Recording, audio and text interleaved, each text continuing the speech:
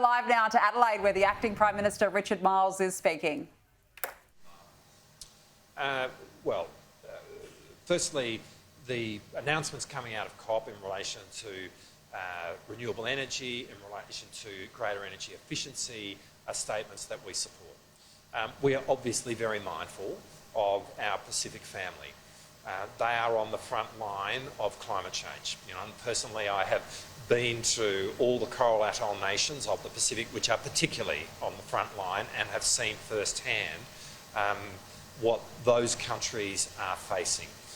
And we are really clear that part of our policies in relation to climate change are about reforming our own emissions reductions targets, which we have been doing, but it is also to help the Pacific tell its story around the world, which it is doing at COP, and we will continue to do that. Do you support the UK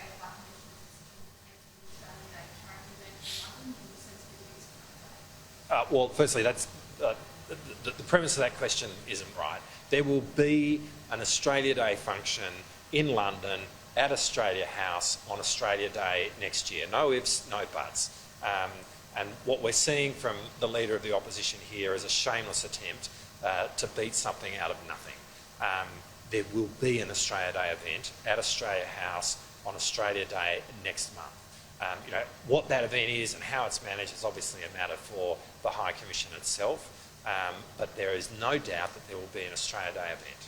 Minister, another defence question or two. Are you confident that AUKUS enabling legislation will pass Congress later this week? And secondly, what would a Trump presidency mean for AUKUS and US? Well, in terms of the first part of your question, we are very hopeful and optimistic about the news that we are hearing from Washington. I was there not long ago, as was the Prime Minister, and both of us had the opportunity to meet members of the House and members of the Senate to talk to them about the legislation which is before the Congress right now. And when we visited then, we were given a really positive reception. And what became clear is that there is a sense, whether you are speaking to Republicans or Democrats, about the value of the relationship between America and Australia, and specifically the importance of the arrangement with AUKUS and the strategic value to the United States of Australia acquiring a nuclear-powered submarine capability. And that all of that is bipartisan across the political spectrum in the US. And so we are hopeful, and I say that being completely respectful to the processes that are playing out in the Congress. Ultimately, it is a matter for the Congress, but we are very hopeful about how that is tracking. And I think that then leads into the other part of your question, that there is bipartisanship in America in support of Australia and in support of AUKUS, as there is in the UK and as there is here in Australia, of course.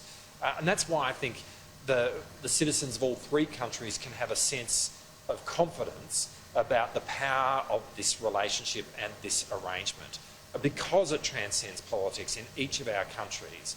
And that is what gives confidence that over a multi-decade program, this will continue across all of our three countries. Because this is going to take place over the course of decades, it needs bipartisan support, and it exists. The Treasurer and Finance Minister another $10 billion in savings in the new year economic outlook. We'll see another second straight surplus next month. I'm not going to preempt what my IFO reports tomorrow, other than to reiterate what the Finance Minister has announced, that it will contain $10 billion worth of savings and reprioritisation. But the point I'd make about that is at the heart of what we are doing in terms of economic management as a government is prudency. And that's what we need to do to conduct a war on inflation, which is being felt around the world right now. But the best thing we can do is be prudent in terms of our fiscal management as a government. We delivered a surplus, something that the Liberals never did, the first surplus in 15 years, and the reason that we were able to do that is because we had an eye to savings and reprioritisation, which we see an expression of tomorrow. And that takes the total of the savings and reprioritisation that we've done since coming to office to almost $50 billion.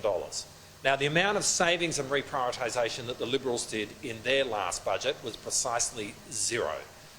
They gave us $1 trillion of debt with nothing to show for us. You know, we are a very different government when it comes to prudent economic management, and that is absolutely essential so that we can do everything we can to fight the inflation which is being experienced around the world and which we obviously have seen in Australia, and hopefully we're on the other side of that now. Thank you.